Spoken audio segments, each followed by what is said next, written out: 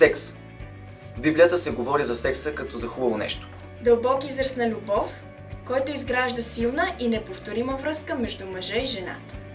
Но с течение на времето нещо страшно се объркало. Грехът проникнал в системата.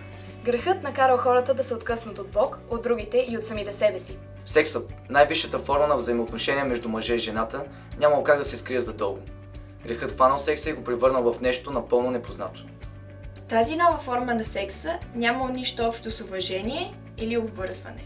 Вече не ставало дума за двама души ставащи един. Сексът бил определен единствено от желанията на един човек. С прости думи, сексът станал сделка. И така, сексът се отдалечил още повече от Божия първоначален план. И така до днес. Сексът е навсякъде, а хората са обсебени от него. Сексът, който преди бил хубаво нещо, станал най-голямото нещо. Това, което е причина на човек да живее и да съществува. Но като всяко друго пристрастяване, отговорът е винаги повече. Повече връзки, повече романтика, повече секс. Сексът определено е счупен и разбит. Но това не е истинския проблем.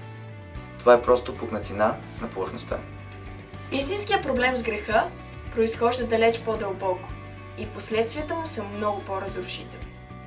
Но ето и добрата новина. Все още има надежда. Бог може да спаси човека и неговата сексуалност. Сексът отново може да бъде нещо добро.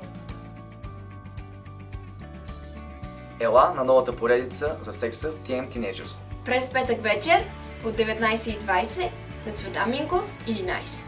Само ако сте от 13 до 19. Започваме на 18 януари. На 18? Ще си говорим за секса.